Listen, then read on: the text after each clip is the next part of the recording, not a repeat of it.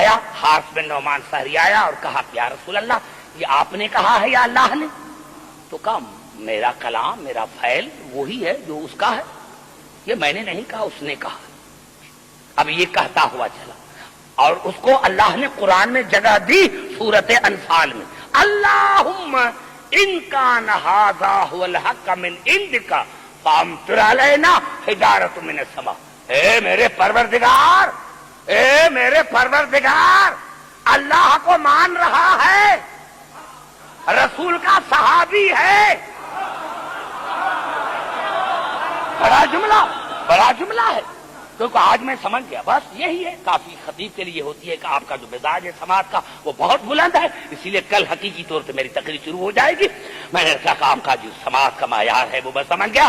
میں نے کیا کہا، اللہم، یہ سورۃ انفال، اللہم ان کان ھذا ھو الحق من عندک فامطر علینا حجارۃ من السماء۔ اے پروردگار اگر یہ علی آپ کی طرف سے حق ہے، یہ علی یہ علی آپ کی طرف سے حق ہے تو میرے اوپر پتھر کا عذاب نازل کر۔ یہ علی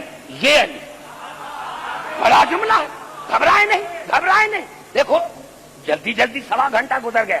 یہ علی پروردگار، اے میرے پروردگار، اللہم، اے میرے پروردگار۔ حارث بن نعمان فہری اللہ کا مخالف نہیں، بڑا موحد ہے۔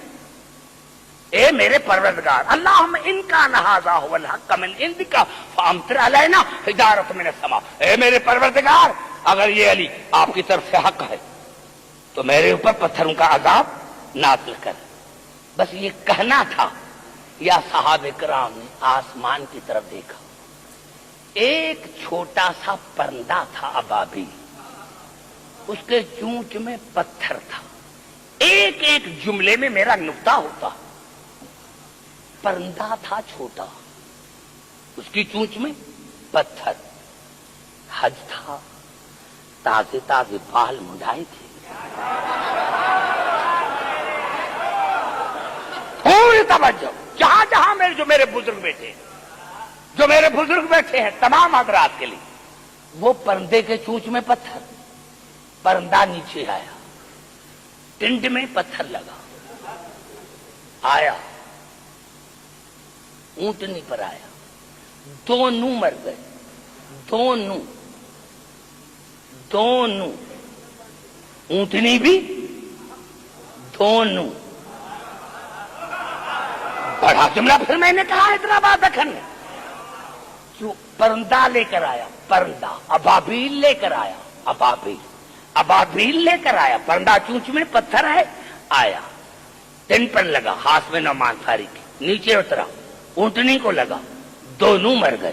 میں نے عالم تسار میں سوال کیا، اے میرے پروردگار اگر حارث بن نعمان فہری علی کی ولایت کا قائل تھا، اس کو عذاب ملنا چاہیے تھا، یہ اونٹنی نے کون سا قصور کیا؟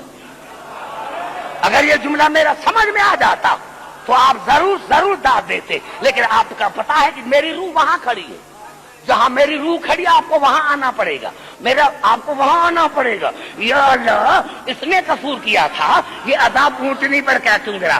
اللہ نے کہا عبدالحکیم آج میں نے تمام عالم انسانیت کو سمجھایا کہ انسان تو انسان، اگر جانور بھی علی کے مقابلے میں آئے،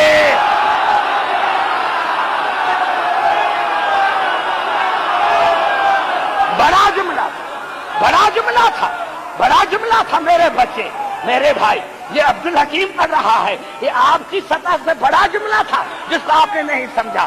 یہی سبب تھا کہ کسی جنگ میں کوئی اونٹنی پر سوار ہو کر آیا تھا تو علی نے کہا کہ اس کی ٹانگیں کاٹ دو، تو کہا مولا یہ اونٹنی جانور ہے، کہا جانور نہیں، جو میرے مقابلے میں آتا ہے وہ شیطان ہے۔